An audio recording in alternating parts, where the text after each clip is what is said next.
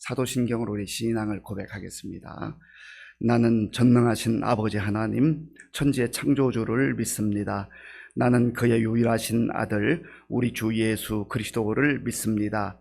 그는 성령으로 잉태되어 동정녀 마리아에게서 나시고 본디오 빌라도에게 고난을 받아 십자가에 못 박혀 죽으시고 장사된 지 사흘 만에 죽은 자 가운데서 다시 살아나셨으며 하늘에 오르시어 전능하신 아버지 하나님 우편에 앉아 계시다가 거기로부터 살아있는 자와 죽은 자를 심판하러 오십니다.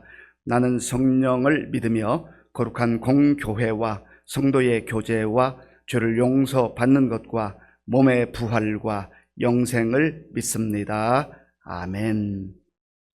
하나님께서 오늘 우리에게 주시는 말씀은 역대상 12장입니다.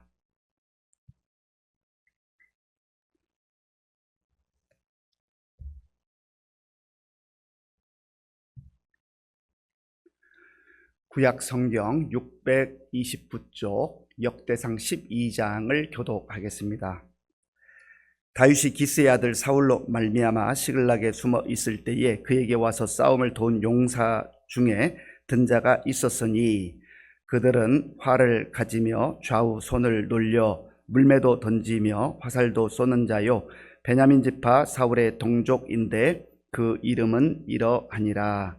그 우두머리는 아히에셀이요 다음은 요아스이니 기브가 사람 스마의 두 아들이요 또 아스마웻의 아들 여시엘과 벨렛과 또 브라가와 아나돗 사람 예후와 기브온 사람 곧 30명 중에 용사요 30명의 우두머리가 된 이스마야이며 또 예레미야와 야하시엘과 요하난과 그데라 사람 요사밧과 엘루세와 여리못과 부아랴와 스마랴와 하룹 사람 스바랴와 고라 사람들 엘가나와 이시야와 아사렐과 요에셀과 야소부암이며 그돌 사람 여로함의 아들 요엘라와 스바랴더라. 가 사람 중에서 광야에 있는 요새에 이르러 다윗에게 돌아온 자가 있었으니 다 용사요 싸움에 익숙하여 방패와 창을 능히 쓰는 자라. 그의 얼굴은 사자 같고 빠르기는 산의 사슴 같으니 그 우두머리는 에셀이요 둘째는 오바댜요 셋째는 엘리압이요 넷째는 미스만나요 다섯째는 예레미야요 여섯째는 앗대요 일곱째는 엘리엘이요 여덟째는 요하난이요 아홉째는 엘사밧이요 열째는 예레미야요 열한째는 막판네라. 이 갓 자손이 군대 지휘관이 되어 그 작은 자는 백부장이요 그 큰 자는 천부장이더니 정월에 요단 강물이 모든 언덕에 넘칠 때 이 무리가 강물을 건너서 골짜기에 있는 모든 자에게 동서로 도망하게 하였더라. 베냐민과 유다 자손 중에서 요새에 이르러 다윗에게 나오매 다윗이 나가서 맞아 그들에게 말하여 이르되 만일 너희가 평화로이 내게 와서 나를 돕고자 하면 내 마음이 너희 마음과 하나가 되려니와 만일 너희가 나를 속여 내 대적에게 넘기고자 하면 내 손에 불의함이 없으니 우리 조상들의 하나님이 감찰하시고 책망하시기를 원하노라 하매 그때에 성령이 30명의 우두머리 아마셀을 감싸시니 이르되 다윗이여 우리가 당신에게 속하겠고 이세 아들이여 우리가 당신과 함께 있으리니 원하건대 평안하소서. 당신도 평안하고 당신을 돕는 자에게도 평안이 있을지니 이는 당신의 하나님이 당신을 도우심이니이다 한지라. 다윗이 그들을 받아들여 군대 지휘관을 삼았더라.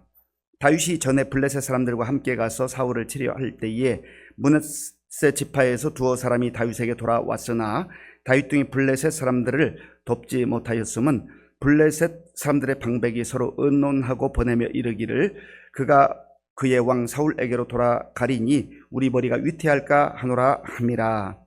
다윗이 시글락으로 갈 때에 므낫세 지파에서 그에게로 돌아온 자는 아드나와 요사밧과 여디아엘과 미가엘과 요사밧과 엘리후와 실르데이니 다 므낫세의 천부장이라. 이 무리가 다윗을 도와 도둑대를 쳤으니 그들은 다 큰 용사요 군대 지휘관이 됨이었더라. 그때에 사람이 날마다 다윗에게로 돌아와서 돕고자 하매 큰 군대를 이루어 하나님의 군대와 같았더라. 싸움을 준비한 군대 지휘관들이 헤브론에 이르러 다윗에게로 나와서 여호와의 말씀대로 사울의 나라를 그에게 돌리고자 하였으니 그 수요가 이러하였더라. 유다 자손 중에서 방패와 창을 들고 싸움을 준비한 자가 6,800명이요 시므온 자손 중에서 싸움하는 큰 용사가 7,100명이요 레위 자손 중에서 4,600명이요 아론의 집 우두머리 여호야다와 그와 함께 있는 자가 3,700명이요 또 젊은 용사 사독과 그의 가문의 지휘관이 22명이요 베냐민 자손 곧 사울의 동족은 아직도 태반이나 사울의 집을 따르나 그 중에서 나온 자가 3,000명이요 에브라임 자손 중에서 가족으로서 유명한 큰 용사가 28,000명이요 므낫세 반지파 중에 이름이 기록된 자로서 와서 다윗을 세워 왕으로 삼으려 하는 자가 18,000명이요 이사갈 자손 중에서 시세를 알고 이스라엘이 마땅히 행할 것을 아는 우두머리가 200명이니 그들은 그 모든 형제를 통솔하는 자이며 스불론 자손 중에서 모든 무기를 가지고 전열을 갖추고 두 마음을 품지 아니하고 능히 진영에 나아가서 싸움을 잘하는 자가 50,000명이요 납달리 중에서 지휘관 1,000명과 방패와 창을 가지고 따르는 자가 37,000명이요 단 자손 중에서 싸움을 잘하는 자가 28,600명이요 아셀 중에서 능히 진영에 나가서 싸움을 잘하는 자가 40,000명이요 요단 저편 르우벤 자손과 갓자손과 므낫세 반지파 중에서 모든 무기를 가지고 능히 싸우는 자가 120,000명이었더라. 이 모든 군사가 전열을 갖추고 다 성심으로 헤브론에 이르러 다윗을 온 이스라엘 왕으로 삼고자 하고 또 이스라엘의 남은 자도 다 한 마음으로 다윗을 왕으로 삼고자 하여 무리가 거기서 다윗과 함께 사흘을 지내며 먹고 마셨으니 이는 그들의 형제가 이미 식물을 준비하였음이며 또 그들의 근처에 있는 자로부터 이사갈과 수불론과 납달리까지도 나귀와 낙타와 노새와 소에 다 음식을 많이 실어 왔으니 곧 밀가루 과자와 무화과 과자와 건포도와 포도주와 기름이요 소와 양도 많이 가져왔으니 이는 이스라엘 가운데 기쁨이 있음이었더라. 아멘. 다윗이 하나님의 은혜 가운데에 사무엘을 통하여서 기름 부음을 받았습니다. 2세 아들, 그것도 막내 아들, 자격도 없고 어찌 보면 능력도 없다고 판단했기에 아버지조차도 그저 저 들판에서 양이나 돌보고 있으라 하는 그런 다윗을 하나님께서 왕으로 세우시기 위해서 사무엘을 보내셨던 것입니다. 그런데 왕이 되기까지는 많은 시간이 걸렸습니다. 오히려 그 청소년 시절에 나라가 위기에 처했을 때 생명을 걸고 나아가서 골리앗과 맞서 싸움으로 정말 나라를 구하는 그러한 영웅이 되기도 했습니다. 그러나 그것이 오히려 빌미가 되어서 사울의 시기심을 또 유발했고 사울로부터 끊임없이 쫓겨 다녀야만 한 그런 신세로 전락했습니다. 이 광야에서 저 광야로 이리저리 도망자의 신세로 다니는데 그래도 다윗 곁에는 한 600여 명의 고통당하는 자, 환난당한 자, 억울한 자, 그 사회에서 버림받은 자들이 함께 했습니다. 가장 힘들고 어려울 때에 다윗이 또 자기를 따르는 그 무리들을 마치 작은 왕국의 왕처럼 지도력을 발휘해서 그를 잘 살폈던 것이죠. 그러니까 지도자는 꼭 왕의 자리에 있어야만 지도자가 아닙니다. 어느 자리에 있든지 그 있는 곳에서 숫자가 적든 많든 내 주변에 있는 사람들을 돌보고 보살피고 그들을 이끌어가는 그 사람이 진정한 지도자인 것이죠. 아무리 왕의 자리에 있어도 그저 하나님의 뜻과 상관없이 자기 욕망을 채우고 자기 뜻을 이루어 가려고 하는 그 야욕에 사로잡힌 사람은 겉으로 볼 때는 왕의 자리에 있지만 진정한 왕이라고 볼 수가 없는 것 아니겠습니까? 때가 되었을 때 이제 다윗이 이스라엘 왕으로 등극을 하게 됩니다. 오늘 본문에는 이스라엘 그 모든 자손들 중에서 다윗을 도왔던 그 용맹스러운 용사들의 이름이 기록되어 있습니다. 자, 본문 1절을 제가 읽겠습니다. 1절입니다. 다윗이 기스의 아들 사울로 말미암아 시글락에 숨어 있을 때에 그에게 와서 싸움을 도운 용사 중에 든 자가 있었으니 아멘. 여전히 이때는 다윗이 여기저기 숨어 다니고 도망치던 시절입니다. 그리고 블레셋 진영이었던 시글락이라고 하는 곳에 가서 몸을 숨기고 그렇게 있던 시절입니다. 그런데 그때도 다윗에게로 나온 용사들이 있었다. 다윗을 도운 사람들이 있었다는 거죠. 3절에 보면 그 우두머리는 아히에셀이요, 다음은 요아스다. 그리고 여시엘과 벨렛과 브라가와 예후와 이런 사람들의 이름이 기록되어 있습니다. 그러니까 지도자가 된다는 것은 주변에 있는 사람들을 잘 돌보기도 하는 것이지만 또 그 지도자를 따르는 사람들이 있어야 하지 않습니까? 독불 장군이란 말이 있어요. 자기 혼자 모든 것을 마음대로 하는 거죠. 그러면 지도자가 될 수 없습니다. 진정한 지도자는 따르는 또 사람들이 있어야 됩니다. 그런데 다윗이 여전히 도망자의 신세였지만 하나님께서 때가 되었을 때 다윗을 도울 사람들을 보내주시는 거예요. 참 이것이 은혜 아닙니까? 그저 다윗이 어떤 사교술로 아니면 어떤 전략으로 그렇게 해서 사람을 끌어모으는 게 아니에요. 다윗이 많은 시련과 역경의 과정을 통과했지만 이제 왕이 되려가는 그 즈음에 하나님께서 필요한 사람들을 보내주시는 거죠. 내 주변에 사람들이 있다 하는 것이 참 복입니다. 세상에 아무리 잘나고 똑똑한 사람이라도 주변에 사람이 없으면 얼마나 외로워요. 얼마나 쓸쓸해요. 자기 혼자 똑똑한 척하고 큰 소리 치지만 또 주변에 사람들이 있는 것 같지만 그 말을 진심으로 들어주지 않는다고 한다면 그 사람은 지도자라고 말할 수가 없는 것입니다. 베냐민 지파 중에서 다윗을 도운 사람들이 있었다라는 거지요. 그리고 8절부터 15절까지의 내용을 보면 다윗이 여전히 광야에 있어요. 힘들고 어려웠을 때에 다윗을 도운 사람들의 이름이 기록되어 있습니다. 힘들고 어려울 때 누군가를 도와준다는 거, 그게 진짜 도움 아니겠습니까?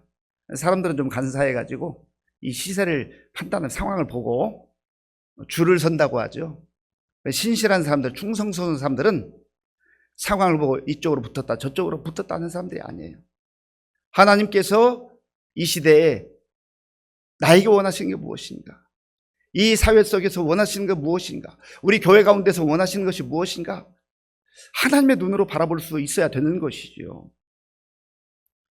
16절부터 18절까지는 베냐민과 유다 자손 중에서 도우러 나온 사람들, 특별히 그 가운데 이제 아마세라고 하는 사람이 등장을 합니다. 그들이 왔을 때 다윗이 질문을 합니다. 다윗이 묻는 거예요. 자, 보면 17절 말씀. 17절을 제가 읽겠습니다.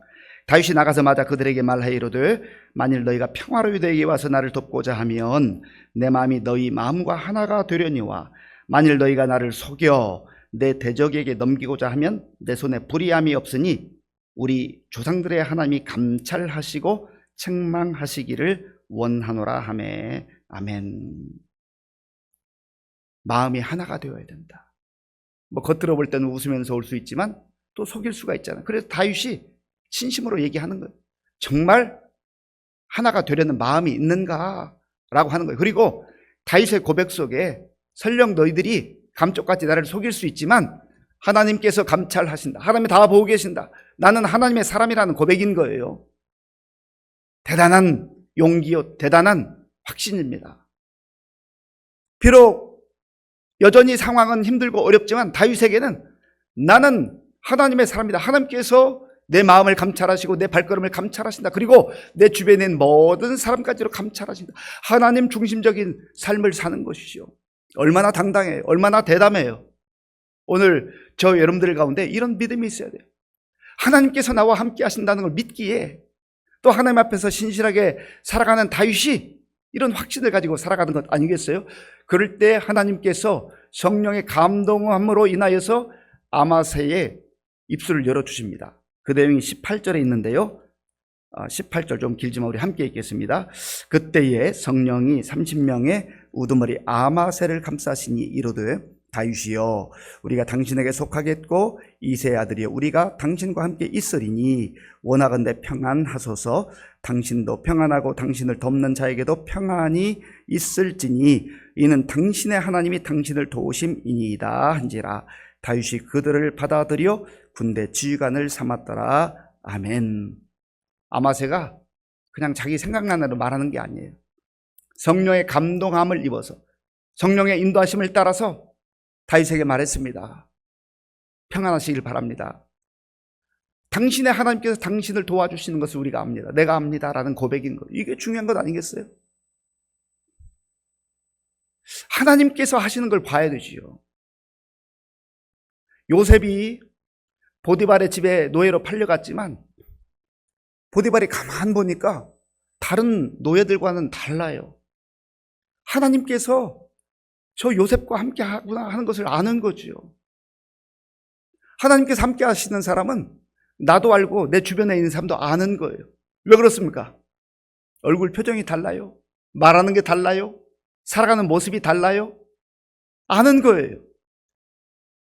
그런 면에서 저와 여러분들이 나는 하나님의 도우심 가운데 하나님의 은혜를 입어 살아가는 사람인가? 나도 알고 남도 알아야 되죠. 그럴 때 그 삶에 기쁨이 넘치고 감사가 넘치고 찬송이 넘치는 거예요. 그리고 나의 그런 삶을 통하여서 주변에 있는 사람들에게 야, 저게 정말 예수 믿는 거고 저게 은혜 가운데 사는 거구나 하는 것을 전하게 되는 것이죠. 19절부터 22절까지는 므낫세 지파에서 도온 사람들의 이름이 나옵니다. 22절 말씀을 제가 읽겠습니다. 그때의 사람이 날마다 다윗에게로 돌아와서 돕고자 하며 큰 군대를 이루어 하나님의 군대와 같았더라. 아멘. 한때는 600명 정도의 사람들을 데리고 다윗이 광야를 다니면서 피신했었는데 이제는 하나님의 때가 되니까 수많은 사람들이 몰려와서 다윗을 돕고 마치 하나님의 군대와 같았다라는 것이죠. 때가 되면 하나님께서 또 필요한 사람들을 보내주시는 거죠. 그런데 이러한 상황 속에서도 여전히 그 혈연에 매여있는, 지연에 매여있는 사람들이 있어요. 자, 보면 29절 말씀, 29절을 우리 함께 읽겠습니다. 베냐민 자손 곧 사울의 동족은 아직도 태반이나 사울의 집을 따르나 그 중에서 나온 자가 3,000명이요. 아멘. 3,000명은 다윗을 따랐지만 나머지 태반의 사람들은 우리는 사울의 혈족이야, 우리 같은 집안이야, 같은 지파야 라고 하는 그것 때문에 하나님이 행하시는 일들을 보지 못하는 거죠. 여기에서 나의 마음과 나의 생각과 태도를 잘 살펴볼 필요가 있습니다. 우리가 교회라는 공동체 속에서도 마찬가지예요. 어떤 경우는 하나님의 행하시는 일들을 바라보고 하나님의 뜻을 잘 분별해야 되는데 저분은 내가 지금까지 오랫동안 알아왔던 사람이니까 그것 때문에 혹은 같은 지역 출신이니까 그것 때문에 하나님의 뜻을 분별하지 못하고 인간적 판단으로 여전히 사울을 따르는 그런 사람들이 있었다. 하나님이 행하신 일을 바라보지 못하고 있는 것이죠. 이런 면에서 우리에게 믿음의 눈이 열려야 되고 영적 분별력이 필요하다라는 것. 하나님이 행하시는 것이 무엇인가, 하나님의 뜻이 무엇인가를 늘 비추어 보고 내가 그 하나님의 뜻에 부합하게 행동하고 선택하고 살아가고 있는가를 봐야 한다는 겁니다. 그리고 결국은 각 지파의 수많은 사람들이 다윗에게 몰려와서 이제 왕으로 초대하고 잔치를 벌입니다. 마지막 40절을 제가 읽겠습니다. 또 그들의 근처에 있는 자로부터 이사갈과 스불론과 납달리까지도 나귀와 낙타와 노새와 소에 다 음식을 많이 실어왔으니 곧 밀가루 과자와 무화과 과자와 건포도와 포도주와 기름이요 소와 양도 많이 가져왔으니 이는 이스라엘 가운데 기쁨이 있음이었더라. 아멘. 기쁨이 있었다. 결국은 하나님의 때가 되니까 그 모든 과정을 통과해서 다윗이 왕이 되잖아요. 지나온 과정들을 보면 죽을 고비가 한두 번이 아니었잖아요. 안 될 것 같아. 안 될 줄 알았어요. 인간적 시각으로 보면 기름 부으면 받아지면 이게 과연 될까라고 하는 사람들이 그렇게 다 생각할 수 있습니다. 그런데 하나님은 하나님의 때가 되면 반드시 하나님의 뜻을 약속하신 대로 말씀하신 대로 이루시는 하나님이신 줄로 믿습니다. 그래서 결국은 다윗이 왕이 되고 잔치가 벌어지는, 기쁨과 감격이 넘치는 그런 축제가 벌어진 거예요. 사랑하는 성도 여러분, 어떤 경우에는 우리도 다윗의 여정과 같이 광야를 이리저리 피신해야 되는 그러한 어려운 상황들을 지날 때가 있어요. 그렇다 해서 낙심하면 안 됩니다. 하나님께서 우리에게 주신 언약의 말씀, 약속의 말씀, 이 성경 말씀, 하나님의 말씀 꼭 붙들어야 돼요. 그러면 하나님께서 필요한 때가 되면 덮는 사람들을 붙여주셔요. 하나님의 사람들을 붙여주셔요. 성령의 감동을 입은 사람들을 붙여주셔요. 그래서 하나님의 군대와 같은 큰 군대를 이루게 하시는 것입니다. 그리고 하나님 뜻이 이루어질 때 수많은 사람들이 함께 기뻐하며 축제에 참여하는 것 아니겠어요? 이게 바로 예수 믿는 삶이에요. 이 말씀을 오늘 우리의 마음에 새기고 처지와 형편에 마음이 좌우되지 말고 하나님의 약속을 품고 믿음으로 담대하게 살아가는 가운데 하나님이 보내신 자를 또 우리가 품고 협력하고 또 하나님이 보여주신 자를 향해서 우리가 나아가서 함께 협력하는 가운데 하나님의 뜻을 이루어갈 수 있는 저와 여러분들이 될 수 있기를 바랍니다. 아버지 하나님 감사합니다.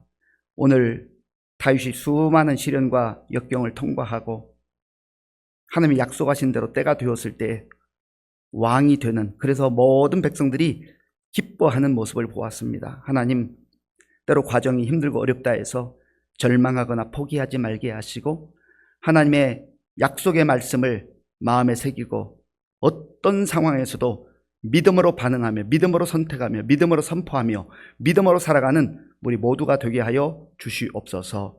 예수님의 이름으로 기도하옵나이다. 아멘. 주기도문으로 예배를 마치겠습니다. 하늘에 계신 우리 아버지, 아버지의 이름을 거룩하게 하시며 아버지의 나라가 오게 하시며 아버지의 뜻이 하늘에서와 같이 땅에서도 이루어지게 하소서. 오늘 우리에게 일용할 양식을 주시고 우리가 우리에게 잘못한 사람을 용서하여 준 것 같이 우리 죄를 용서하여 주시고 우리를 시험에 빠지지 않게 하시고 악에서 구하소서. 나라와 권능과 영광이 영원히 아버지의 것입니다. 아멘. 오늘 우리에게 주신 말씀 생각하며 기도할 때에 하나님의 때가 되면 하나님께서 반드시 하나님의 뜻을 이루시되 필요한 사람들을 보내주시고 용사들을 보내주시고 또 그래서 하나님의 큰 군대와 같은 그런 역사를 이루신다는 걸 믿으시고 또 우리가 사울에 속했던 사람들 가운데 하나님의 뜻을 분별하지 못하고 여전히 혈연과 지연과 인간적 생각에 사로잡혀서 그렇게 살았던 사람들, 혹시 내가 그렇게 살고 있다면 속히 돌이켜야 돼요. 하나님의 뜻을 분별하게 해달라고 기도해야 됩니다. 그럴 때 모든 백성들 가운데 공동체 가운데 기쁨이 넘치는 역사가 일어나게 되는 겁니다. 또 나라와 민족을 위해서 기도해 주시고 특별히 지도자들이 정말 혈연, 지연, 학연 이런 거에 매이지 않고 하나님의 뜻을 분별하고 협력할 수 있는 그런 협력자들이 되게 해달라고 기도하시고 우리 교회 많은 어르신들 또 환우들이 참 많습니다. 너무나 안타까운데 그래도 우리가 소망 가운데 하나님 앞에 기도하고요. 또 우리 아동부에 하지율 어린이가 있는데 며칠 전에 그 성장판이 깨져서 어제 수술을 받았습니다. 아직 통증이 심해서 어려움이 있는데 잘 통증도 사라지고 회복될 수 있도록 기도해 주시기 바라고요. 또 우리 다음 세대를 위해서 그리고 우리 군복무 청년들을 위해서 수험생들을 위해서 선교사님들을 위해서 오늘 저녁에 있는 수요 기도를 함께 기도하겠습니다.